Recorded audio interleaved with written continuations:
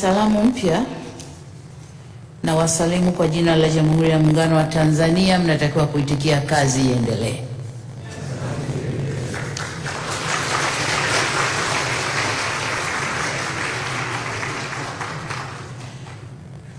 Ndugu zangu, ni ungane na walionitangulia kusema kumshukuru Mungu kwa kutupa leo fursa nyingine kuwa hapa na kutimiza jambo letu hili la kuapisha makatibu wakuu, manaibu makatibu wakuu na wakuu wa taasisi wengine walio hapa.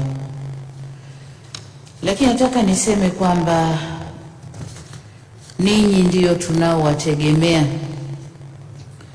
katika kusukuma gurudumu letu hili. Makatibu wakuu, manaibu wakuu wa taasisi, kama gari nyinyi ndio engine. Mawaziri wenu ni wanasiasa kuangalia mnachokifanya kule ndani, lakini pia ni mawaziri watendaji. Ni wanasiasa lakini wanawasimamia pia. Kwa hiyo kwenda kwetu kwa kasi au kuzorota kutawategemea nyinyi. Lakini ungane na wengine kuwapongeza kwa kujiaminisha. Make msingejiaminisha nisingewaamini. Na hatimaye mkapata uteuzi huu ambao leo mmeupata katika nafasi mbalimbali. Watanzania tunakaribia milioni 60 nadhani, na katika hao zaidi 1500 walikuwa wana sifa za kukaa pale mlipokaa nyie leo, lakini Mungu alielekeza kwamba nyinyi ndio mkae hapo leo. Niwaombe mkafanye kazi na kuwatumikia Watanzania bila ubaguzi kama mlivyowapa hapa. Mkawe msaada na sio bugudha au adha kwa Watanzania. Mkawe neema na sio kero na nuksi kwa Watanzania. Mkasimamie haki na sio udhalimu au dhuluma na unyanyasaji kwa wananchi wa Tanzania. Hiyo ndio kazi yenu nayowatuma kwenda kufanya.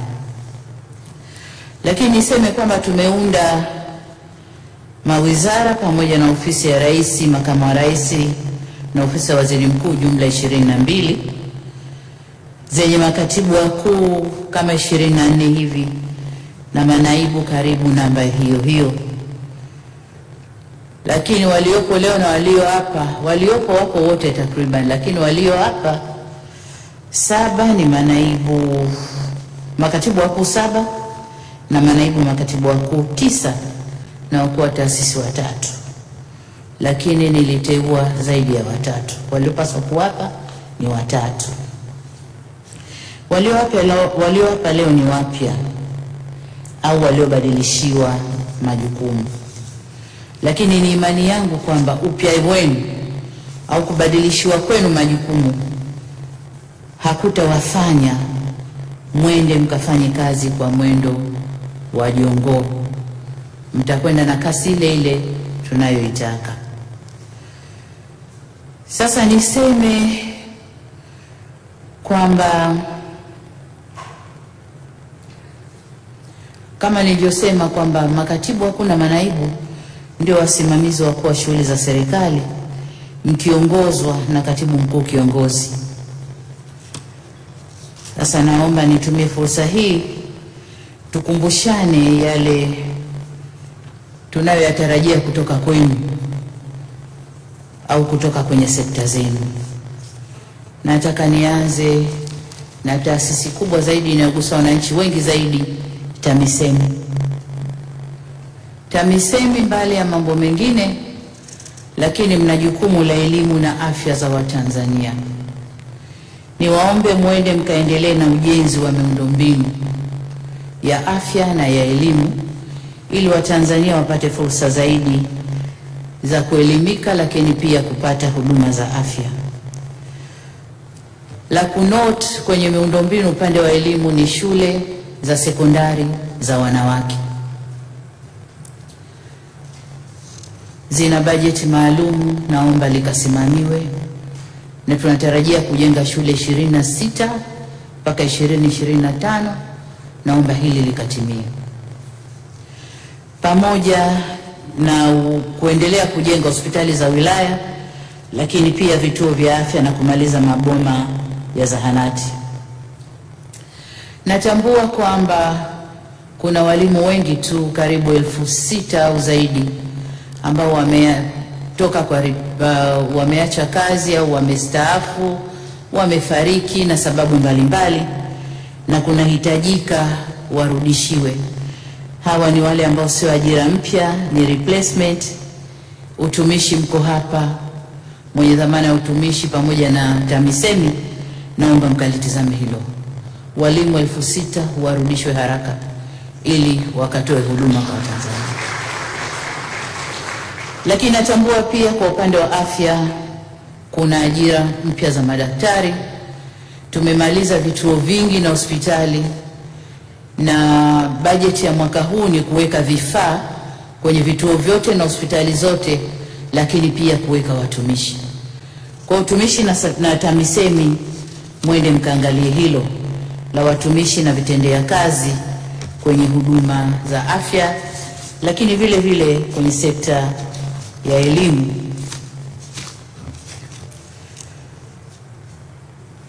Kwenye TAMISEMI pia nataka niwaunganishe hapa na TARURA. TARURA tumewapa kazi ya barabara za vijijini, na kwa kweli ukienda mikoani, wilayani, kuna haja kubwa sana, na hasa baada ya mvua zile kunyesha, kabla mvua zijazo, ya kutengenezwa na mabarabara, lakini TARURA uwezo ulikuwa mdogo. Lakini najua kuna halmashauri ambazo zina uwezo mkubwa wa kifedha. TAMISEMI na TARURA, angalieni njia mtakayoshirikiana. Kama TARURA na ukosefu wa fedha, lakini halmashauri kuna fedha, hizo fedha zitumike kutengeneza barabara, na zile zitakazotoka hazina zitakwenda upande mwingine. Lakini kwa halmashauri zote zenye uwezo wa fedha, basi zitumike kutengeneza barabara katika maeneo yao. Haki za wananchi.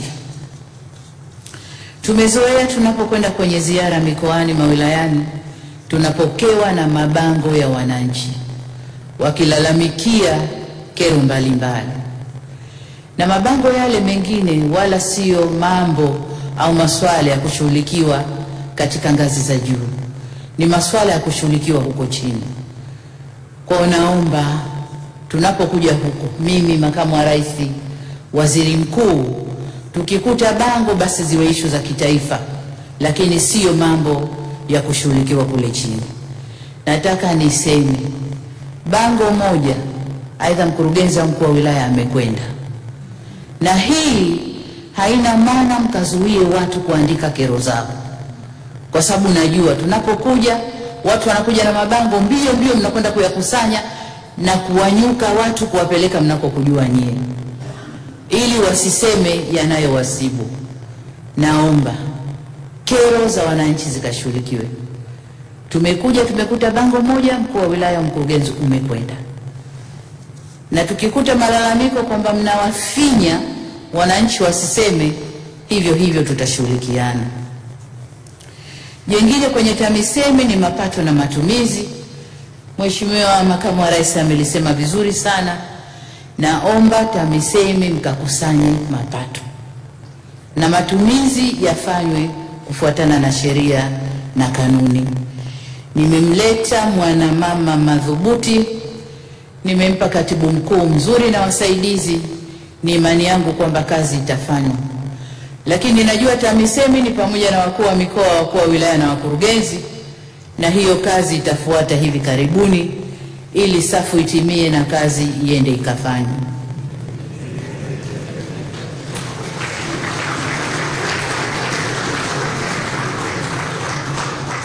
Jamhuri ya Muungano wa Tanzania, nawashukuru. Kwa ujumla, TAMISEMI ni waombe mkaongeze usimamizi, mkasimamie mikoa na wilaya ili kazi iendelee. Ofisi ya Waziri Mkuu. Ofisi ya Waziri Mkuu, la kwanza nililolifanya ni kupunguza idadi ya makatibu wakuu.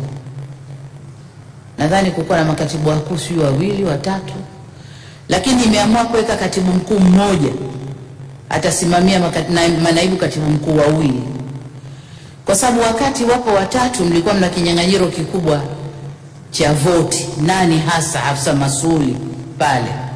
Sasa afisa masuli ni mmoja, watakao baki wako chini ya katibu mkuu. Lakini jengine kwenye ofisi waziri mkuu, kwenye ofisi hizi zenye ofisi binafsi kama ni ya rais, katibu mkuu, waziri mkuu, makamu wa rais, lazima kunakuwa na vote ya ofisi binafsi. Sasa ndani ya waziri mkuu vote ilikuwa inaendeshwa na katibu mkuu. Kwa waziri mkuu anapotiliwa pesa ya siasa, political fund, inakatwa nusu, waziri mkuu anabakishwa nusu, nusu ndio inakwenda kwa katibu mkuu kwa matumizi mengine. Hii sio heshima kwa waziri mkuu. Naomba mara moja mkatengeneze vote ya waziri mkuu ya ofisi binafsi kwa ajili ya matumizi yake. Lakini ndani ya ofisi ya waziri mkuu, vibali vya kazi,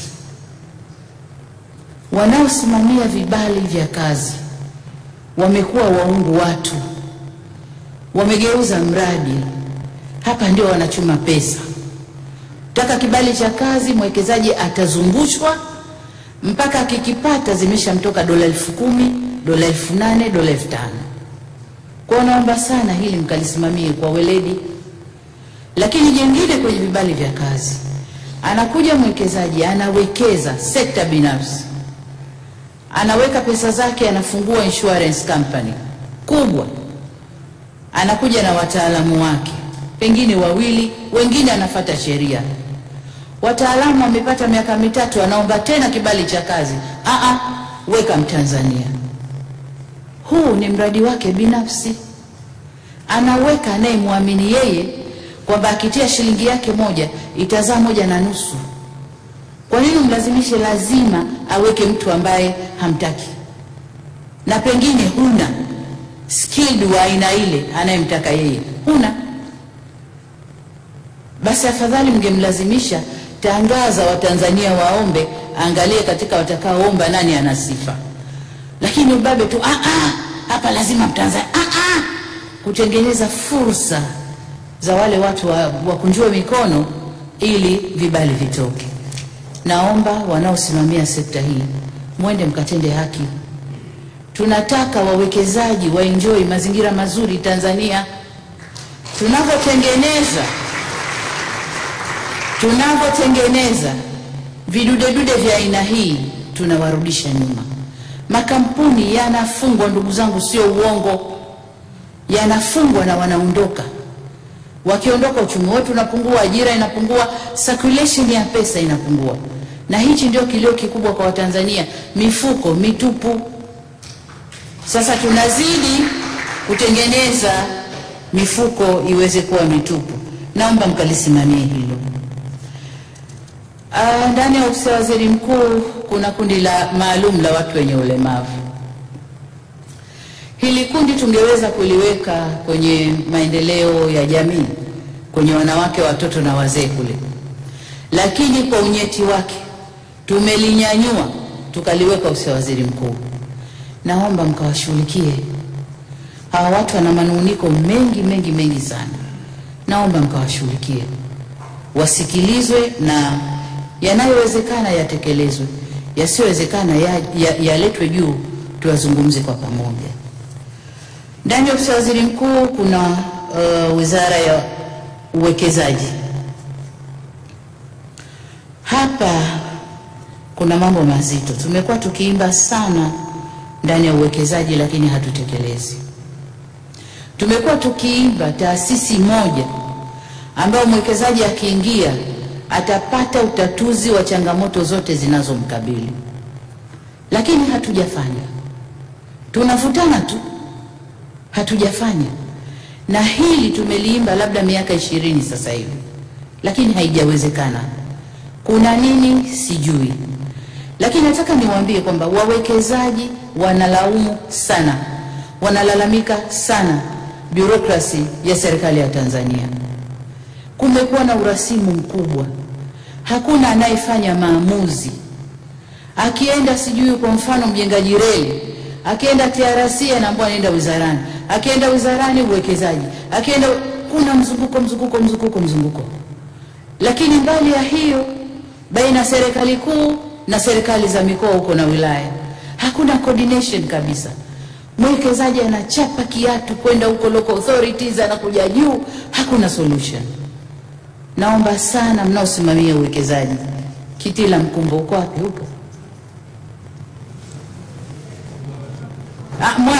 Mwambe, lakini na Kitila nawe biashara ndio huko, mwende mkakae mlifanyie kazi hili. Mwambe umetoka huko, unajua, na wewe ni mmoja katika mliotengeneza haya ya urasimu na nini. Sasa karekebishe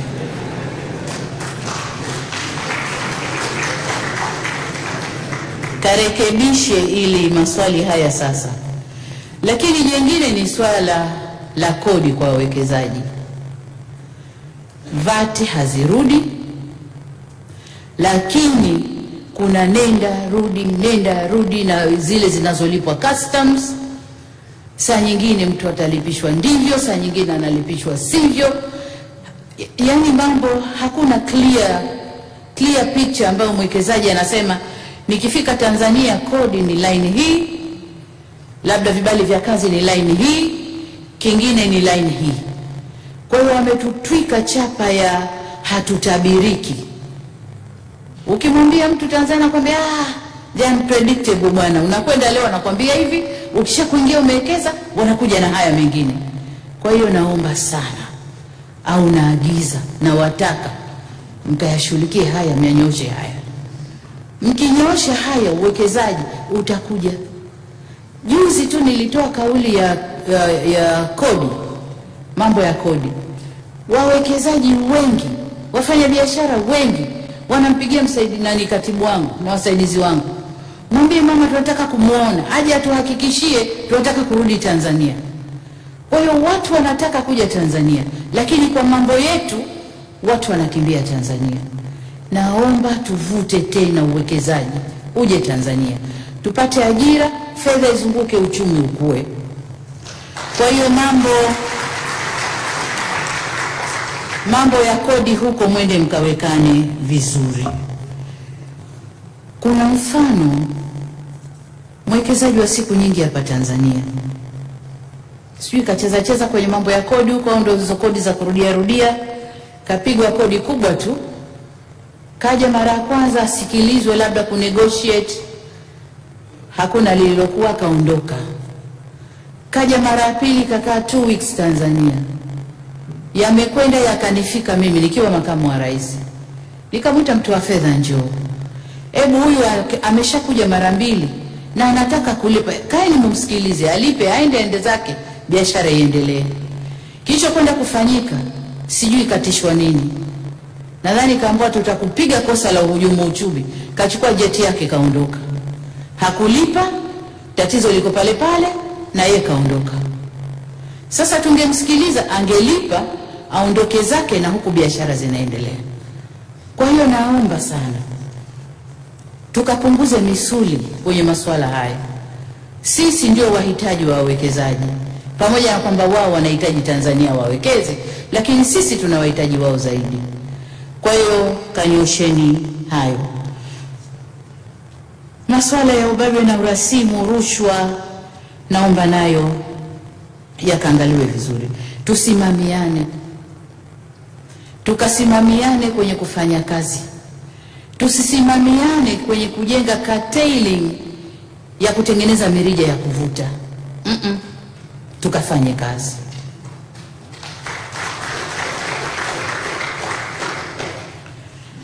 Kwa nasema tukarudishe imani ya uwekezaji kuja kuwekeza Tanzania.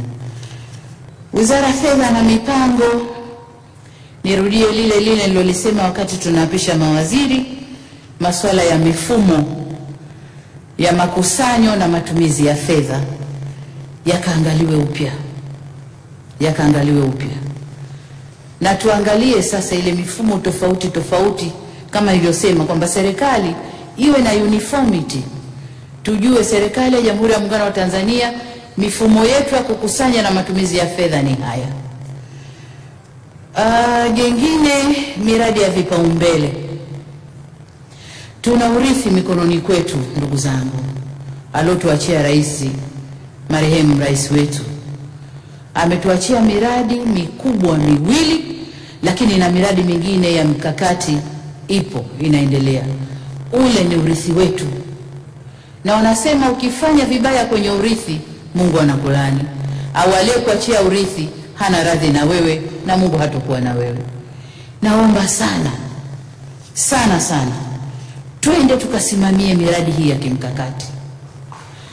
Kumekuwa na ucheleweshaji wa malipo, wakati mwingine kwa makusudi tu, na mikataba mingi ya miradi hii kuna kipengele kinasema unapochelewesha malipo kwa miezi kadhaa, malipo yale yanakuwa na riba.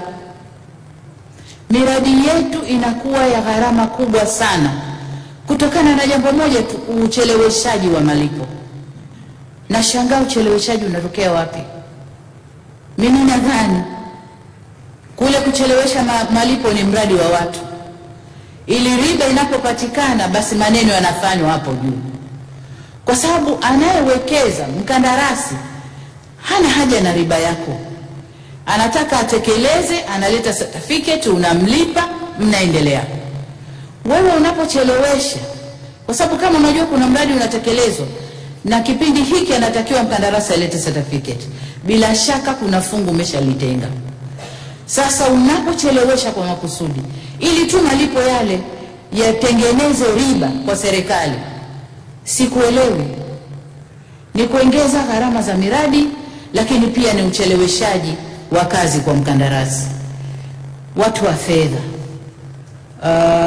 kuna katibu mkuu mpya Tutuba, ulikuweko pale, umetoka umekwenda Mwanza, nimekurudisha pale. Unapajua nje ndani fedha palivyo, nenda kasimamia. Lakini Kazungu pia, kwa wapi Kazungu?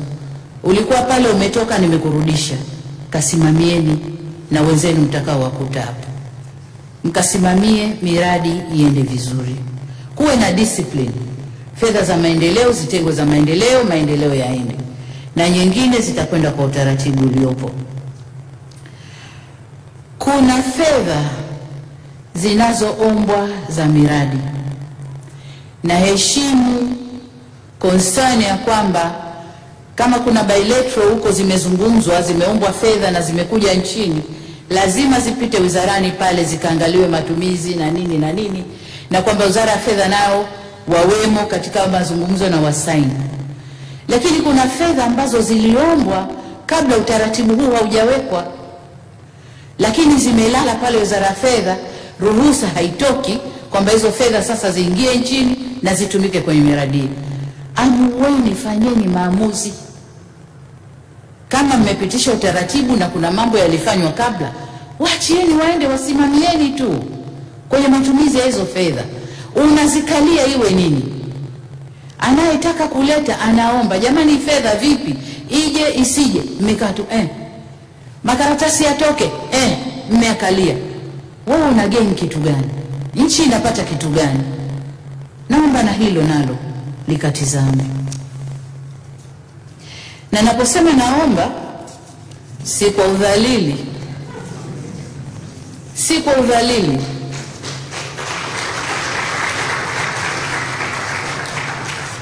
Ni lugha tunatumia, ni lugha ya kimama.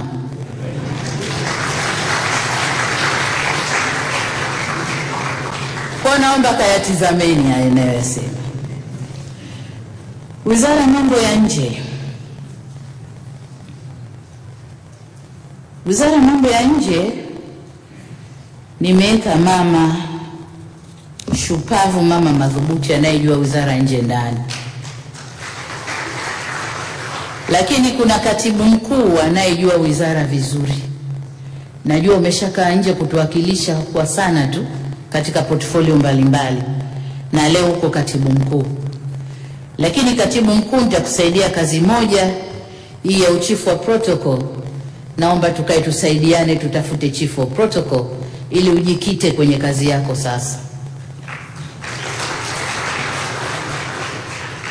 Lakini niseme kwamba mna kazi kubwa ya kwenda kukuza mahusiano na mataifa ya nje. Na Mheshimiwa Waziri, wewe hodari sana kwenye hili. Na ndio maana nikaona nikurudishe. Wanakusikiliza sana na umeshafanya nao kazi sana. Kwa hiyo naomba twende tukaweke mahusiano mazuri na mataifa ya nje. Kuna msemo wa Kiswahili unasema ukitaka kufika haraka nenda na nani? Peke yako. Nenda peke yako, sio? Na ukitaka kufika vipi uende na wenzio? Ukitaka kufika mbali uende na wenzio. Lakini ukitaka kufika haraka nenda peke yako. Lakini sasa unafika haraka, je, unafika na lengo lilo likusudia? Hatutaki kwenda peke yetu.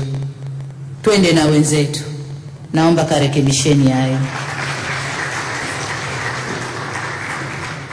Wizara ya Mambo ya Nje, mnafanya kazi kwa ajili ya Jamhuri ya Muungano wa Tanzania. Na mnajua kwamba Jamhuri ya Muungano wa Tanzania ni pande mbili za muungano. Naomba maindi zikae hivyo kwamba nyinyi mpo kwa Jamhuri ya Muungano wa Tanzania, pande zote za muungano. Na hili ni kwa mawaziri na makatibu wakuu wote. Kwa sababu viapo vyenu hapa nilikuwa nawasikiliza. Nitakuwa mtiifu kwa Jamhuri ya Muungano wa Tanzania. Ingawa setup yetu kuna serikali mbili tofauti, lakini unatakiwa kuwajibika kuhakikisha pande zote zina mambo yanakwenda vizuri. Na ni simple tu kwamba upande wa pili shirikiana na yule aliyeko kwenye sekta kama yako wa upande wa pili ili muende vizuri. Hivyo tu. Hakuna haja kuwekeana vigingi. Hii ya nini? Zanzibar. Bwana wa Zanzibar nao wamezidi wake up. Shirikianeni, taifa liende pamoja. Wizara ya Biashara na Viwanda, tunazungumzia Tanzania ya viwanda. Na kwa maana hiyo, maana ya Tanzania ya viwanda iwe clear kwa watu, iwe clear kwenye vichwa vyenu. Viwanda vingi sasa hivi vinakwenda mikoani huko chini na mawilayani. Kila tunakopita kunatengwa maeneo ya mikoa, wilaya, halmashauri, wanaweka viwanda vyao. Uratibu wa viwanda vinavyowekezwa kule ukoje? Hiyo ni kazi moja ya kufanya. Mnatakiwa kuwa na kazi data ya viwanda vyote vya Tanzania. Nini kina hali gani na nini kiko wapi? Hivyo, na changamoto zao ni nini? Unafuatilia, je, changamoto zinatatulika katika ngazi kiwanda kilipo? Hazitatuliki, wewe ukujua unafanyaje? Ndio kazi yenu. Sio tu kuzunguka na viwanda vya Dar es Salaam hapa. Mkipita kiwanda mbona hili haliko sawa, umefuatana mtu wa mazingira pembeni, angalia kama hakuna kosa, kuna gari limemwaga diesel, mbona diesel limemwagika hapa, fine, dola 5,000. Hatuendi hivyo. Kwa viwanda, naomba concept ya EPZ ndani ya viwanda na uwekezaji pia, Pacha, Mwambe na Kitila. Concept ya EPZ iko wapi? Hata EPZ zilizokuwepo zinazofanya kazi zina changamoto kibao. Lakini kuna ma-EPZ yalikuwa designed mazuri tu, yamepotea kwenye hewa, hatujui status yao ikoje. Kama yanarudi au ndio yamepotea, tunatafuta hatujui. Kwa hiyo concept ya EPZ ililetwa ili watu waje waweke viwanda, Watanzania wapate ajira, pesa izunguke, uchumi wetu ukue. Naomba muwe serious kwenye concept ya EPZ. Swala la masoko, watu wanajitahidi kuzalisha sana, masoko yakoje? Tuwe tunajua kabisa nyinyi na kilimo. Mwaka huu tunategemea mazao kadhaa, tani kadhaa. Hizi tani hizi ni internal consumption, lakini hizi ziko tayari kwa soko la nje. Je, soko la nje ni lipi na wapi? Mmeongea nao vipi? Terms zikoje? Halafu mnawaachia wakulima wanauza vitu vyao. Lakini sio kuacha tu mkulima kavuna, ana mahindi sijui madude gani yamekaa ndani, soko hakuna, kapeleka Kenya mpakani imezuiwa, sijui kapeleka wapi huku kafanywaje. Wizara mpo tu. Hamjali wakulima wanapata shida gani, lakini mmeng'ang'ania viwanda, biashara, masoko. Sasa masoko yako wapi? Kwa hiyo kaangalieni masuala ya masoko. Madini, Msanjila yuko wapi? Yuko? Na Doto yuko? Doto hayuko? Yuko bungeni? Okay. Karibu tukaa tu. Kwenye madini kuna mambo matatu nadhani makubwa. La kwanza ni ubia na makampuni ya nje. Najua tunaubia na Barrick kupitia Twiga, lakini ndani yake changamoto ni nyingi. Kuna masuala ya kodi hayajakaa vizuri, kuna masuala mengine hayajakaa vizuri. Tusifike pahali tukaoneshana misuli. Sisi ndio wahitaji. Na kupitia mfumo ule tunafaidika. Kwa hiyo hebu tuendeni tukaunyooshe. Na hili linawagusa pia watu wa Wizara ya Fedha. Uko kwenye makodi huko. Kama kuna makodi ambayo hamwezi kusamehe kwenye level yenu, pandisheni juu. Serikali ikae tujadiliane za kusamehe tuzisamehe, lakini tuende mbele. Lakini pia makubaliano mengine tulioingia, ile ya nickel na yale mengine, nyosheni yamalizike haraka. Watu wachimbe, tunahitaji hizo fedha. Yakikaa pale ardhini tunajidai nayo, tunayo kiasi hiki, lakini yakichimbwa yatatufaidisha. Kwa naomba malizeni mambo ambayo yapo huko. Zile nini wanasema? Kamati za nini? Negotiation teams. Hebu zimalize yale ambayo yapo huko ili tuanze kufanya kazi na nchi iweze kufaidika na hizi rasilimali. Kama kuna matatizo ya kisera, ya kisheria, semeni, leteni, tukaeni, tuyamalize ili mambo yaende. Lakini kuna swali pia la uchimbaji katika maeneo ya hifadhi. Hili ni madini pamoja na utalii kijazi. Unajua kuna madini katika maeneo yako ya TANAPA.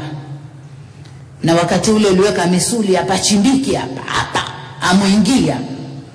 Lakini uhifadhi tunautaka, madini yale tunayataka. Madini mengine ni muhimu kweli. Kama helium kwenye hifadhi gani kule.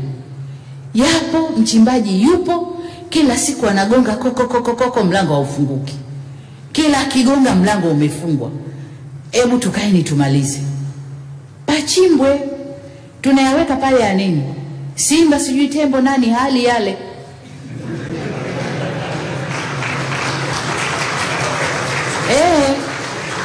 Ingekuwa wanayala tungesema tunapunguza share ya wanyama wetu. Lakini hawali, yapo tu. Na kama ni kupunguza eneo, tuangalieni opportunity cost. Na ni cost ya kupunguza eneo la hifadhi au mbuga na cost ya kukosa kuchimba hayo madini. Tuendeni tukamalizane na hilo. Tulimalize ili tusonge mbele. Sawa?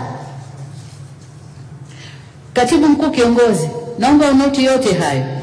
Kwa sababu hawaendi kukaa bila kuwashikia fimbo kidogo.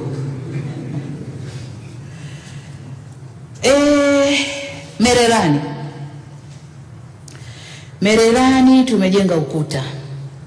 Kilomita ngapi sijui zile 20 na ngapi? 4 sijui 27. Kuta la kweli kweli. Tukaweka na majeshi, CDF yuko pale. Lakini ndugu zangu, madini yanatoka kama mwanzo. Madini yanatoroshwa. Tukibahatika kuliona linaoneshwa ili hapa na rais piga picha bonge la Tanzanite. Tunajua mabonge mangapi yamepitishwa chini kwa chini yakatoka? Hatujui. Lakini ndani ya Mererani kuna vitalu. Kitalu C kimewekwa akiba. Lakini sasa kimeanza kuvamiwa. Nataka niseme, sitaki kuona mkono wa mtu kwenye kitalu C. Walioanza kugawa vitalu kwenye hilo eneo, acheni, kina matumizi yake. Na naomba mkasimamie. Kwa Mererani pale tuongeze ulinzi, na ulinzi wa pale si ulinzi wa mabunduki ya CDF. Mnajua wenyewe jinsi ya kuwalinda wachimbaji wenu wasitoroshe. CDF wanalinda juu, watu wanatorosha chini ya ardhi, wanatokea huko kwa huko. Kwa naomba sana Mererani mkapasimamie vizuri. Madini yetu haya ndio tegemeo letu kwenye nchi. Kwa tusipoyasimamia vizuri, tunaangusha wenyewe uchumi wetu.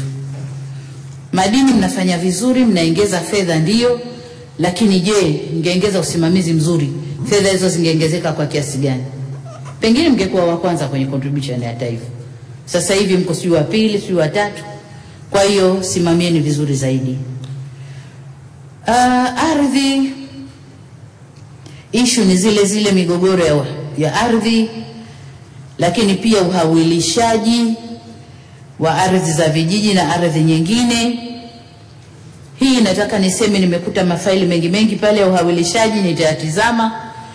Lakini pia umiliki wa halali. Ardhi, watu wameporwa sana ardhi zao, na walio facilitate uporaji huu ni maafisa ardhi. Ndio mnaosaidia wale watu wengine kuwa na document feki za kudhulumu wengine. Nataka mkasimamie umiliki halali wa ardhi kwa wananchi, lakini hata taasisi. Kuna migogoro kibao nimeikuta kwenye files. Taasisi hii ardhi yake ilikuwa hapa, imechukuliwa kapewa huyu karudi kasema hapa kwangu, sijui hivyo. Na wanao facilitate hizi ni nyie watu wa ardhi huko. Kwa naomba mkasimamiane yaondoke haya. Hata maeneo ya umma yanavamiwa, yanachukuliwa, lakini wizara ardhi tupo, tunaangalia tu. Kwa hiyo mkaangalie jinsi ya kudhibiti, lakini na kuwadhibiti maafisa ardhi mikoani na wilayani. Kule ndo wanakocheza ngoma wanayoitaka wenyewe.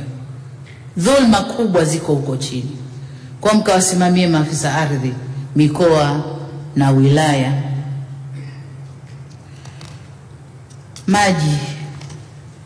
Maji hakuna compromise. Jua litoke au kukuche na giza, tunataka maji. 95% mijini, 85% vijijini mpaka mwaka 2025. Mtakwenda kufanya nini? Mtajua wenyewe. Mimi nataka kama ilani ilivyoagizwa, maji yapatikane. Najua mna miradi mikubwa. Mna mradi wa kutoa maji Victoria kule kuyaleta mpaka Singida na Dodoma. Kama ni ndoto, kama ni mradi wa kweli, nataka utimie. Nione maji yamefika Dodoma. Lakini pia najua kuna mradi wa upande huu kwa Rufiji, na wenyewe kama ni story kwenye makaratasi, mimi nachotaka story ziwe za kweli, pamoja na miradi mingine midogo ambayo inapeleka maji kwa watu. Kinachotakiwa hapa ni 95% na 85% ifikapo 2025. Tuna deni kubwa sana kwa wananchi kwenye maji. Habari, utamaduni na michezo. Mna mengi. Lakini ni kusimamia vyombo vyetu vya habari ndani. Nasikia kuna vyombo vya habari huko mlivifungia, sijui VTV vya mikononi vile. Vifungulieni, lakini wafuate sheria na miongozo ya serikali. Lakini vifungulieni, tusiwape mdomo wa kusema tunabinya uhuru wa vyombo vya habari. Lakini mhakikishe kila mliyempa ruhusa ya kuendesha chombo cha habari anafuata sheria za serikali na kanuni ziwe wazi. Kosa hili adhabu yake ni hii, na mnakwenda kwa adhabu mlizoziweka kwenye kanuni. Tusifungie tu kibabe. Wafungulieni, lakini tuhakikishe wanafuata kanuni na miongozo ya serikali. Lakini pia wasanii na wanamichezo.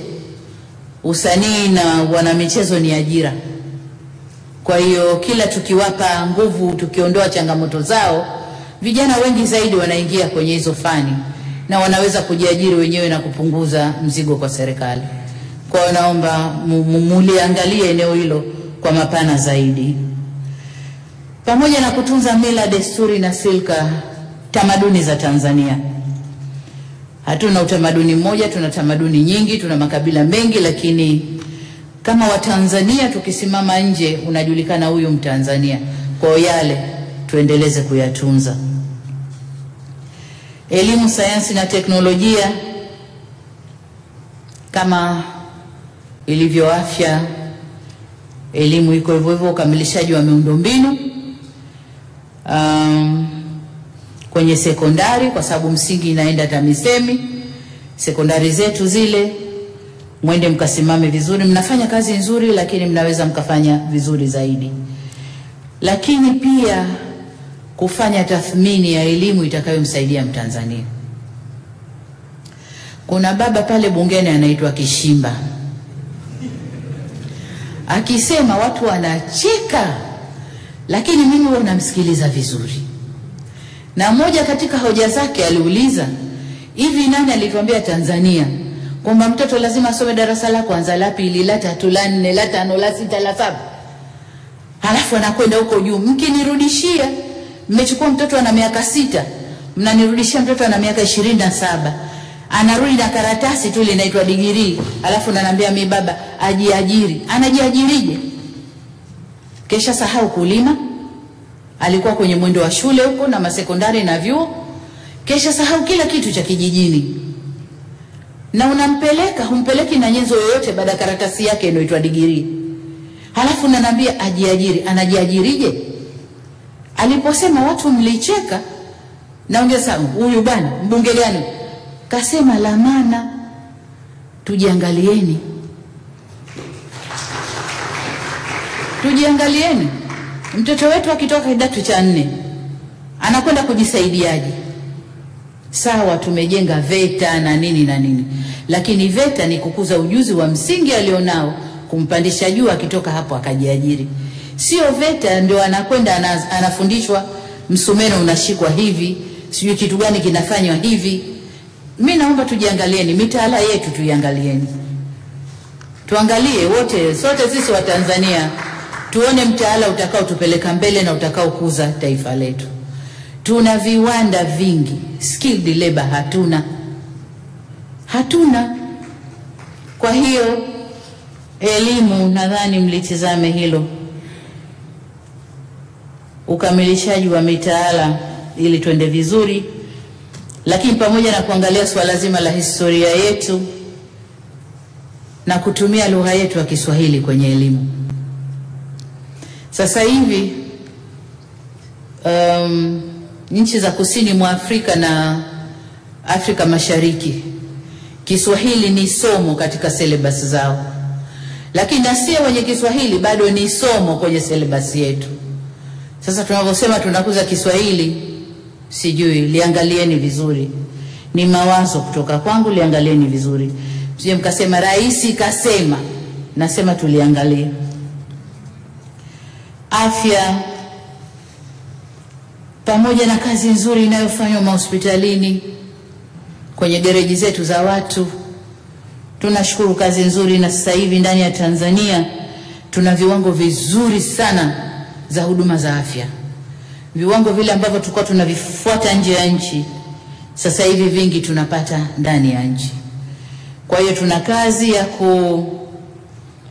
kuwapa nini nasema, sio vichocheo, sio vishawishi pia, kama vitu vya kuwapa hamasa madaktari wetu ili waweze kujituma zaidi na watoe huduma nzuri zaidi. Grace, unatikisa kichwa hapo, na wewe umetoka huko unayajua, naomba kashirikiane na wengine mfanye hayo. Lakini kuna swala zima la bima ya afya kwa wote. Linapigwa teke huku, linapigwa kichwa huku, linazungushwa huku. Wataalamu wamalize hili, watuletee serikalini, tulijadili kwa pamoja. Linatekelezeka tulitekeleze, halitekelezeki tuone tunakwenda mpaka level gani. Lakini pia kwenye bima huku kuna bima zinazofaidisha zaidi private sector kuliko serikali. Kuna mambo katikati hapo kwenye masuala ya bima. Waziri, katibu mkuu na wenzenu, nendeni mkasimamia hayo. Mzungumze lugha moja. Sio huyu anazungumza kuna tatizo, huyu anasema hakuna tatizo, kila mtu kwa interest yake. Kasimamieni swala la bima. Watanzania wanakata bima zao za afya. Wakifika kule huduma hakuna. Kama hana bima, anatakiwa si dawa kanunue, ili kitu gani kanunue. Kwa hiyo kalitizameni hilo. Jengine ni swala la dawa kutoka MSD. Kuna upungufu wa madawa. Kama MSD wana dawa kamili, huko kwenye mawilaya na mikoa kuna upungufu wa madawa. Kila unapokwenda unasikia kuna upungufu wa madawa. Sasa ni mawili. Aidha TAMISEMI hamtengi fedha vizuri, mna madeni, mkienda MSD mnakatwa, kwa hiyo mnapewa dawa ambazo pesa yenu inatosha. Moja. Au vinginevyo kama mnaenda na pesa kamili na hamna madeni, dawa zinapotea katikati. Au labda MSD hakuna dawa. Likatizamwe na hilo. Tatizo liko wapi? Na kwa nini tunaoneana aibu kuchukua hatua penye tatizo? Mimi najua kuna madawa yanapotezwa tu hapo katikati na waganga wafawidhi na waganga wa mikoa na wilaya. Kuna madawa yanapotea hapo katikati. Kalifanyeni kazi, wananchi wapate dawa. Juzi tuko msibani kwa marehemu Rais Magufuli. Mwananchi anasimama anazungumza tatizo la ukosefu wa dawa, hasa kwa wazee. Tunasema wazee sisi tunawapenda, tunawatunza, dawa bure. Anasema hakuna cha dawa bure. Tunanunua tena maduka ya nje, sio maduka ya ndani ya nani ya hospitali. Kwa hiyo kalitizameni hilo. Swala la COVID. Na kusudia niunde kamati ya wataalamu. Waliangalie swala la COVID kwa upana wake. Waangalie remedies tunazoambiwa tusaidia kwa upana wake kitaalamu kabisa. Halafu watushauri serikali. Halifai kulinyamazia, aidha kulikataa au kulikubali bila kufanya tafiti ya kitaalamu. Tutafanya tafiti ya kitaalamu, tutaonda wataalamu watuambie upeo wa swali au tatizo hili lilivyo, na hayo yanayopendekezwa na ulimwengu kuja kwetu, je, yakoje kitaalamu kwa utaalamu wetu ndani. Kwa nakusudia kufanya hivyo kwenye upande wa COVID. Hatuwezi kujitenga kama kisiwa, na hatuwezi tukupokea yanayoletwa bila kuweka cha kwetu, bila kufanya utafiti wa kwetu. Rais Kikwete alituambia akili za kuambiwa. Kwa hiyo tuweke na zetu, tuwe na msimamo maalum unaoeleweka. Sio tunasoma mambo ya COVID ulimwenguni, Tanzania dash haieleweki. Tueleweke, kama tunakubali, tunakataa, tunafanyaje, tueleweke. Kilimo. Na nyinyi mambo ni mengi pia, kayaangalieni huko. Nafurahi kwamba sasa pembejeo na nini kelele zimepungua, lakini kuna mambo hayo ya madudu hayo yanokuja, manani yanaitwa makolea nzige. Manzige hayo jinsi ya kucontrol, na tumeambiwa yapo kwa sana hapo jirani, na kwa hivyo na kwetu watakuwa yapo kwa sana. Mkulima akiweka nguvu yake ardhini anategemea avune, na ndio maisha yake. Kwa tuhakikishe wakulima wetu hawapati shida hiyo, pamoja na mazongezonge yenu mengine, vyama vya ushirika. Na waziri mkuu nadhani ndo kajitwika hilo kapu kichwani kwake, atakuwa nanyi katika swala la vyama vya ushirika. Tusinyonye nguvu za wakulima. Mkulima apate haki yake kama anavyoingiza nguvu zake. Uvuvi, wameitikia sana watu kwenye ufugaji wa samaki, lakini ukienda kwa ndani huduma bado haziko sawa. Mbegu au vifaranga vya samaki, hivi vya samaki pia vinaitwa vifaranga. Vifaranga sio kuku, Vifaranga sio ndege. Vifaranga ndege bwana, hizi mbegu za samaki. Mbegu za samaki hakuna. Mpango shahidi ana shamba kubwa tu la samaki, lakini anapotaka mbegu aidha azalishe mwenyewe, lakini huko kwa wataalamu huko haziko. Ukienda kwa wataalamu naambia kuna mfugaji yuko huko ndio ana mbegu anauza. Ukienda nazo quality control ya hizo mbegu hakuna. Watu wananunua mbegu wanaweka kwenye maji, hakuna kinachotokea. Gharama kubwa wameweka, hakuna kinachotokea. Kwa hiyo kama tunakwenda kwenye ufugaji huu wa samaki, tuwe serious na kwenye ufugaji wa samaki.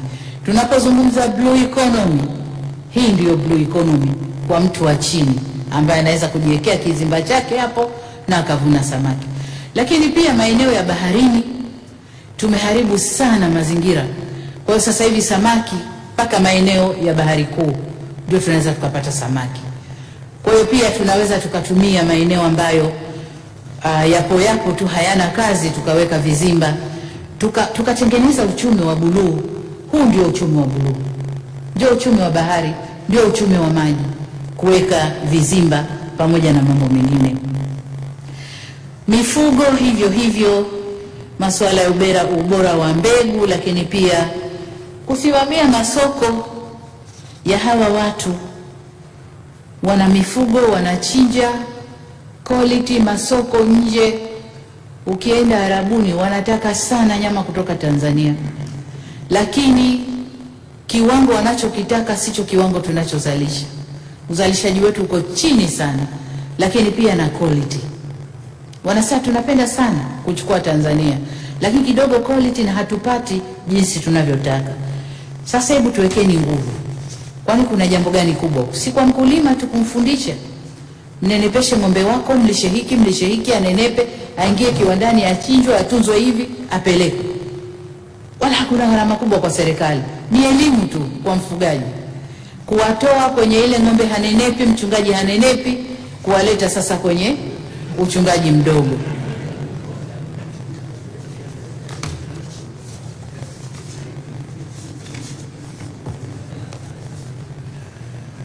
Ujenzi na uchukuzi. Ujenzi na uchukuzi, ni wenzetu ndio mmebeba swala la miundombinu ya Tanzania. Miradi tunayozungumza hapa ya kimkakati iko kwenu. Nimebahatika kukaa na wakandarasi 2-3 ambao wanatujengea miradi yetu huko. Manunguniko yao ni kwanza fidia zinachelewa sana. Wana sign contract leo, lakini kukabidhiwa ardhi hii endeleeni na mradi wenu inachukua muda. Na kinachochelewesha ni malipo ya fidia kwa wenye maeneo yale. Moja. La pili, lile nilolizungumza, ucheleweshaji wa malipo, kwamba kila mkandarasi lazima alipwe na riba. Hapa kwenye riba kuna nini? Wizara ya Fedha na nyinyi, kwa sababu mnajua kabisa mkandarasi anajenga, akifika loti ile tayari kuwe kuna pesa yake, ataleta certificate zinakaa miezi 6-8. Inapolipwa ina riba tayari imejikompare. Kwani lazima tulipe na riba? Na hii ni gharama kwa serikali. Kama ni manufaa kwa watu wachache, lakini gharama kwa serikali. Naomba tulipe kwa wakati. Wizara ya Fedha na miundombinu, tulipe kwa wakati. Halafu lingine, utoaji wa maamuzi unachelewa sana. Na ndio hilo nilisema, kuna mambo yako juu, kuna mambo yako kwenye local government. Sasa mkandarasi anazunguka chapa malapa local government, hapati decision, akija juu decision hakuna, wanalalamika sana. Na hilo nalo hebu kaeni vizuri. Na wameniambia tengenezeni bodi moja tu inayoshughulika na miradi yote ya ujenzi na nini, ili tunapokwenda decision zote zitoke pale. Lakini ukienda huyu hana decision, ukirudi huyu hana decision. Bureaucracy, makaratasi ni mengi mno, wanalalamika. Kwa hiyo litazameni na hilo.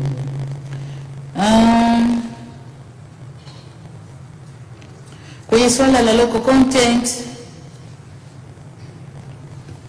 ipo inafanyika vizuri, lakini jitahidini kuhakikisha kwamba inakwenda kwa Watanzania, kwa sababu kuna local content Mtanzania ni shahidi, lakini mwenye kampuni ni wa nje, Mtanzania shahidi tu. Kwa pesa inakwenda nje zaidi kuliko kuzunguka ndani ya Tanzania.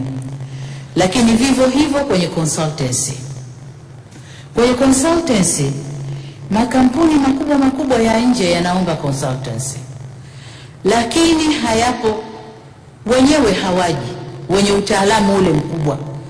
Ni ukweli kwamba utaalamu wetu wa kusupervise SGR kwa mfano, au lile bwawa la Nyerere la umeme, tunao utaalamu, lakini kuna aina ya utaalamu tumesort consultancy kutoka nje.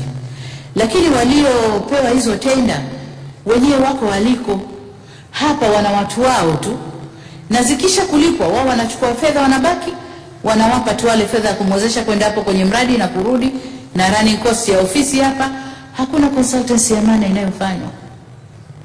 Kwa hiyo hebu tuangalieni tunapochukua wa consultants, kama utaalamu wa ndani hakuna, kama consultants wetu ndani hawatoshelezi, lazima tuchukue nje.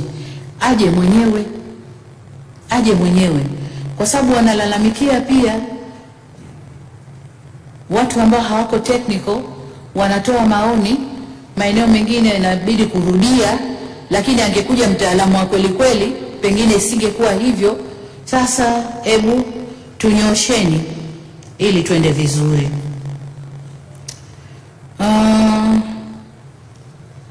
Jengine kwenye uchukuzi, tuna miradi ya kimkakati ambayo hatuisikisiki sana masikioni, kama swala la airport ya Msalato.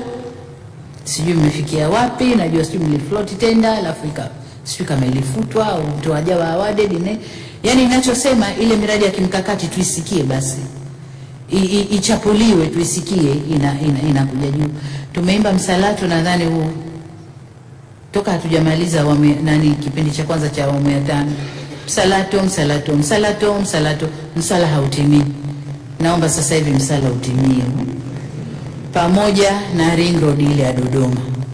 Twende tukaone basi kitu kipo kinafanyika. Na najua kwenye ring road hii ndio kwenye masuala ya compensation kunakochelewa, kwa sababu wakubwa nyie mlipojua huku itapita hiyo barabara, mkakimbilia mbio kununua ardhi kule kwa watu ili mnasubiri fidia. Sasa fidia iko pale, mnachanganyikiwa, hamumjui mumlipe nani, mumwache nani. Limalizeni ili barabara ianze kujengwa. Nadhani kwa leo ni hayo, mengine tukikutana kwa sekta, kwa sababu nitaita kila sekta tukae tu review tuone tunakwendaje.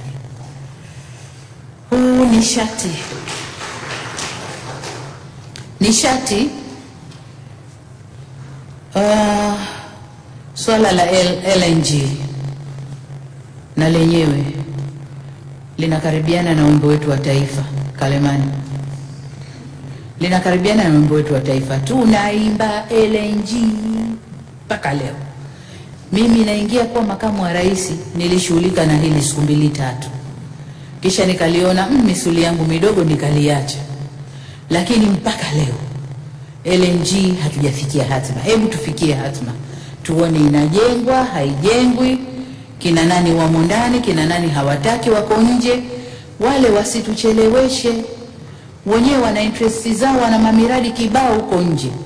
Sasa tukienda kwa mwendo wao watatuchelewesha sisi huku kufanya. Tuamueni kama tulivyoamua kwenye SGR. Kulikuwa kuna nia kutuvuta nyuma, tukasema hapana. Huyu aliyojitokeza tunampa huyu, kaanza wamerudi wenyewe sasa wananyang'anyana. Wamepata loti hii wanaomba na loti zingine. Kwa hiyo na hili nalo tuamue tunampa nani, tunakwenda na nani, kwa terms zipi. Hatuna utaalamu, tukodi wataalamu waje watusaidie. Sawa?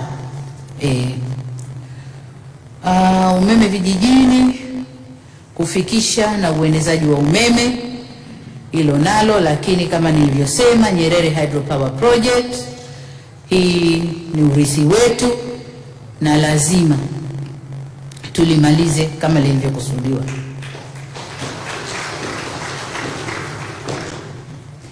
Na tufanye kila linalowezekana kupunguza gharama za kuendesha hii miradi. Pale ambapo utaalamu wa ndani unaweza, basi utumike vizuri. Mmefanya decision nzuri kwenye ule mradi wa kutoa umeme kutoka kule kwenye bwawa mpaka Chalinze, kwamba TANESCO wanafanya wenyewe. Lakini sasa pale ambapo wanahisi ujuzi wao utafikia mwisho, wasisite kuomba ujuzi nje, ingawa watafanya wenyewe wa subcontract, ili watu waje tufanye kitu cha maana, kwa sababu pale pana usalama wa nchi yetu. Umeme ule ndio usalama wa nchi yetu. Utalii upo. Haya, utalii Ngorongoro inapotea. Ngorongoro tulikubaliana kwamba ni eneo la aina yake, watu na wanyama wakae pamoja. Lakini sasa watu wanazidi zaidi kuliko wanyama. Tulipoingia kwenye huu mkataba tulikuwa na population ya watu 9,000 Ngorongoro. Sasa wapo sio 60,000, 190,000, 90,000 mpaka 100,000 kutoka watu 9,000. Na mamlaka, wizara na nini mpo mnawaangalia tu, maeneo Ngorongoro yanachukuliwa hivyo.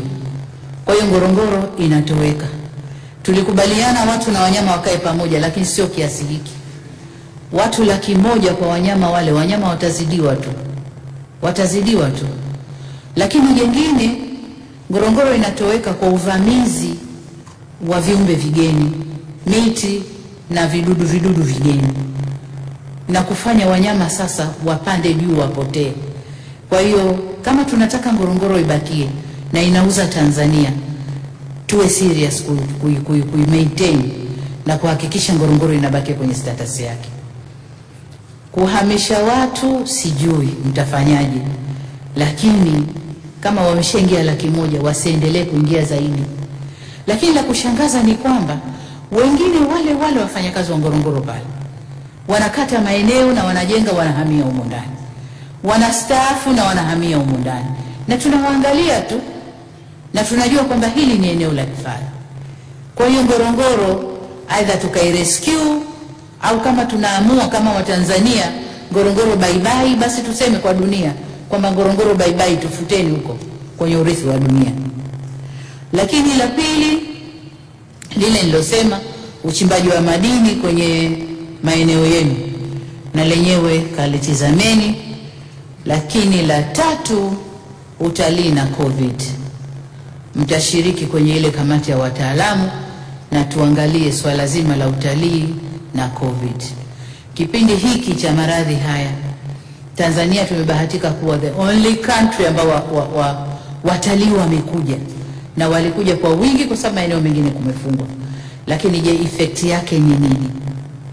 Tumepata effect gani? Tumepata faida gani? Na tunakwendaje ili bado waamini kuja? Pamoja na janga lililoko duniani, bado waamini kuja, tunakwendaje? Kwa hiyo katika kamati nitakayoiunda, na ile swala la utalii litakuwemo. Kwa watendaji, kabla watendaji, mawasiliano, teknolojia ya habari, upo. Swala la kwanza ni mkonga wetu wa taifa. Ile ni amana yetu, ilindwe na ilindwe vizuri sana. Lakini kumejitokeza sasa, kila anayekuja kuwekeza kwenye mambo yake ya simu na yeye ana mkonga wake analaza. Hebu tuwe na tamko la kisera au la kisheria kwenye hii mikonga. Tunafanyaje? Kwa nini wasitumie wa kwetu kuliko kuwaruhusu waweke? Kila anayekuja anaweka wa kwake. Usalama wetu ndani ya nchi ukoje? Simameni hapo vizuri. Lakini jengine ni huduma za mawasiliano. Kulizuka rabsha juzi hapa masuala ya mabando, wananchi wakawa mkalituliza, kalifanyeni kazi, lisizuke namna ile. Mpo mnaangalia hawa watu wanakuja tu na mambo yao mpaka wananchi washtuke na nyie tena ndio mnashtuka. Hapana, nendeni kakaeni nao mfanye kazi vizuri. Swala la coverage ya mawasiliano kwa Tanzania nzima, kwa maeneo ambayo private sector hazikufika, serikali tunajipangaje? Kwa sababu hawa wanakwenda maeneo yenye biashara, lakini kuna maeneo, kuna Watanzania wetu wanataka mawasiliano lakini private sector haendi. Sisi kama serikali tunajipangaje kwenye mpango kazi wenu? Tutakapoita sekta, nataka mje na hayo. Competitiveness ya TTCL na lengine liangaliwe vizuri, kwa sababu hili ndio shirika letu na tunategemea lishindane na mashirika mengine ya private sector. Kwa hiyo competitiveness yake ikoje? Tuangalie vizuri, nini tutoe, nini tuache, nini turekebishe ndani ya TTCL ili lisimame vizuri. Hiyo ni kwa upande wa mawizara. Kwa upande wa taasisi mbalimbali, na hapa nimegusa chache, nyingi bado sijazitizama. Nitakwenda polepole, nitaziangalia polepole. Lakini nianze na TRA kidata.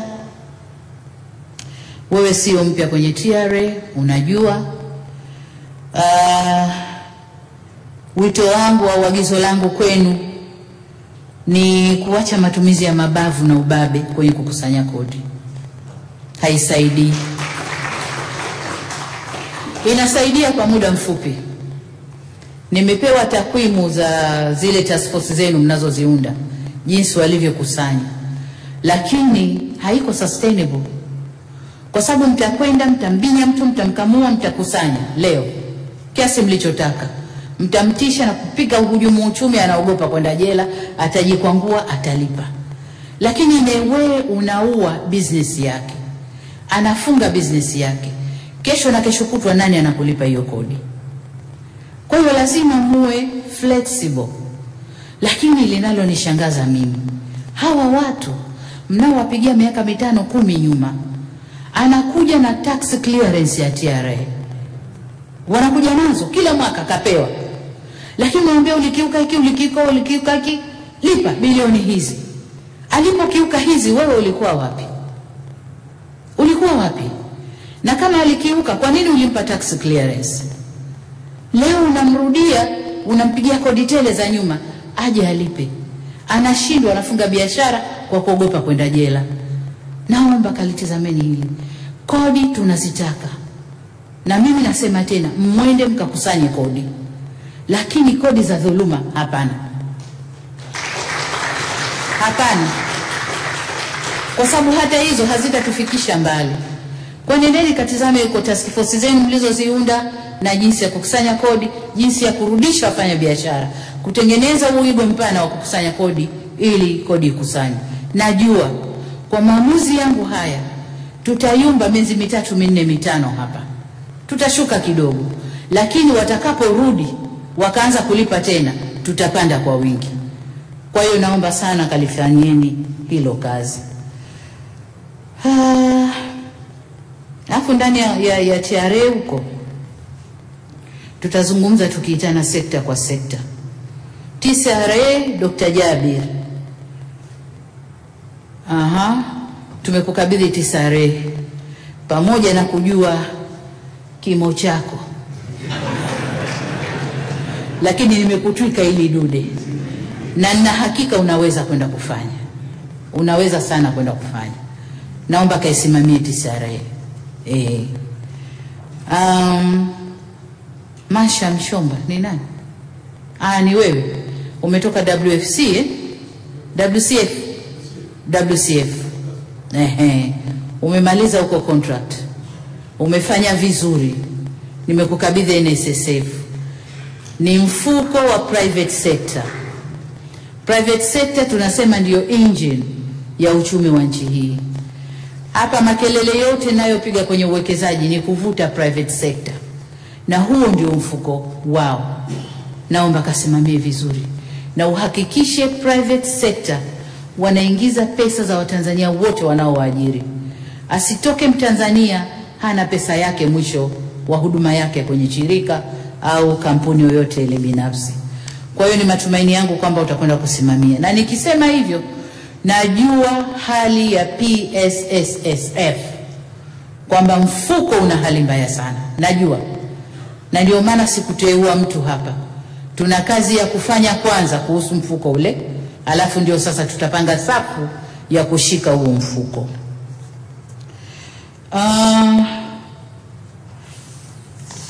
Kwa wasimamizi wa mashirika TPA, Eric upo? Eric, ulikuwa Dar es Salaam kwa sababu moja au nyingine ukatupwa Mwanza, ukuvunjika moyo ukafanya kazi Mwanza, na Mwanza umefanya kazi nzuri sana. Baada ya kuona ubadhirifu na yaliyopo hapa, nikasema nikutoe Mwanza nikulete Dar es Salaam. Imani yangu kazi ulioifanya Mwanza, Dar es Salaam utaifanya mara mbili. Unajuana na watu wa Dar es Salaam, lakini ndio wenyewe walikuondoa wakakutupa Mwanza. Nenda pale usiangalie mtu usoni. Najua ndani ya bandari kuna makundi mawili. Kuna kundi hili na kundi hili. Unakwenda pale huna kundi. Nenda kafanye kazi, simama kwenye mstari. Muda wangu ni miezi 6, Eric. Nitaangalia hali ya bandari inavyokwenda. Alafu tutakuja kuzungumza mengine baadaye. Sawa?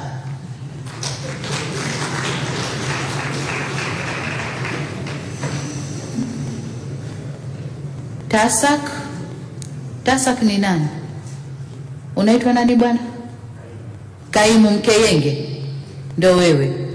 Ulikuwa TASAC humo ndani, si ndio? Unayajua madudu yenu mnayoyafanya TASAC. Lakini bado nimekuinua urekebishe madudu yenu humo ndani. Moja kubwa mlilolifanya ambalo limeniudhi sana, kwa mwaka mmoja mmefanya vikao 23 vya bodi mwaka huu, na mmetumia karibu milioni 600 na kwa vikao vya bodi tu. Bodi hiyo imekaa mara 11, siku 13, lakini bodi hiyo ikajigeuza vikamati vikakaa mara 11. Pesa iliyotumika karibu bilioni 1 kwa bodi tu ndani ya hilo shirika. Ukiangalia kilichozungumzwa na kilichotoka, impact ya hizo bodi hakuna. Nimekunyanyua wewe, ni kijana uko pale. Napenda hapa nitatumia ule msemo wa nani Aweso. Wewe ni kijana, mimi ni mama. Ukinizingua tutazinguana.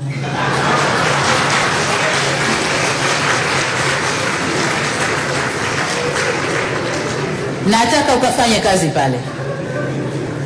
Na sio kwenda kupandisha mabega kwa wenzio uliowaacha pale ndani. Kama mna makundi yenu uko ndani, nenda kapanguse makundi, fanya kazi. Tunataka TASAC izalishe, ichangie serikalini. Sio TASAC ile yenyewe tumeunda ichangie serikalini. Itoe huduma, ichangie serikalini. Unayajua vizuri ya mle ndani. Na nataka nikwambie, jina lako lilipotoka mitandao, siku ile nimelala saa 10 alfajiri. Mitandao wanakuchambueni, huyu hawezi, huyu hawezi, huyu hawezi, kwa sababu ni majina mapya ambayo hatujayazoea. Sasa kaonesheni mnaweza. Nenda kafanye kazi TASAC. Madawa ya kulevya Musabila. Nenda kakamate hapo madawa ya kulevya. Madawa ya kulevya definition ni kubwa, kuingia kwake ni tofauti. Hatujasikia kazi nzuri sana imefanywa na Sianga aliotoka kabla Kaji, kafanya kazi nzuri sana. Kaji mwenyewe kaendeleza, lakini tutampangia kazi nyingine, tumekuweka wewe. Nataka ukasimame kwenye kile kitengo, sawa? Pale una maisha ya vijana wetu. Una maisha ya vijana wetu hapo. Nadhani kwa kuwachambua nimeshafanya kazi nzuri ya kuwachambua. Narudia tena kwamba nitakaa na sekta moja moja, lakini pia msishangae mkaniona naingia tu kwenye mawizara yenu. Mjue hapo nimeshakusanya data zangu na nitakuja tuzungumza. Sio lazima vikao vya sekta vifanyike kwangu, nitakufuateni nyie mawizarani kwenu. Kwa hiyo mtaniona tunaingia na data zangu, tukae tuzungumze.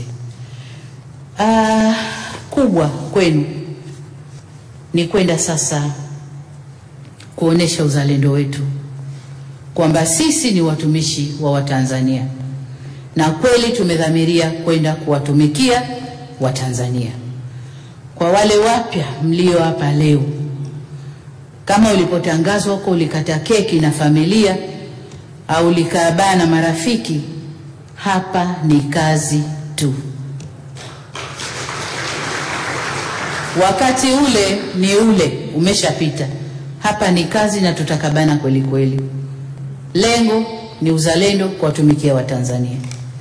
Sasa atakaye kwenda akafanye maneno yangu hapa yalikuwa ni maneno tu ya juu ya jukwaa, ndio yale nilisema, wewe kijana mimi mama. Naomba mkasimamie utekelezaji wa ilani ya Chama cha Mapinduzi. Sawa? Tukasimamie utekelezaji wa ilani ya Chama cha Mapinduzi ili wote tuweze kurudi tena hapa. Kenda mkibabaisha ilani, basi na wananchi wana maamuzi yao. Naomba sana mkasimamie yale yaliyomo kwenye ilani ya Chama cha Mapinduzi. Na najua usimamizi huu, utekelezaji huu unaendana na kupatikana kwa fedha, lakini pia masuala ya ubunifu. Mkawe wabunifu kwenye maeneo yenu. Mwingine anategemea hata kunyanyua mguu wake kuweka hapa, fedha haijatoka hazina. Wakati kuna mambo ukiwa mbunifu ndani umo unaweza ukatekeleza mambo mengi kwa ubunifu tu. Kwa inaendeni mkawe wabunifu kwenye maeneo yenu, mtekeleze mambo kwa ubunifu. Kwa hiyo ninachotegemea kwenu ni mafanikio, ndugu zangu, na sitegemei kwamba kuna mmoja wenu atakwenda kufanya uzembe wa makusudi. Lakini kama tulivyokuwa tukiaswa huko nyuma na marehemu rais wetu, nendeni kafanyeni maamuzi. Mnachelea sana kufanya maamuzi. Sasa kama mlichelea baba wakati ule, sasa niko mama. Nimeshawaambia ukifanya ya ovyo tutazinguana. Lakini ukifanya mazuri, unataka kufanya umekwama, njoo tukae tuzungumze. Tutazungumza na wengine, tutaitana wote wanaohusika tuzungumze, tuelewane, mambo yende. Lengo ni kuitumikia Tanzania. Jamhuri ya Muungano wa Tanzania. Sauti sijaisikia. Jamhuri ya Muungano wa Tanzania. Aya, kafanyeni kazi. Asanteni sana.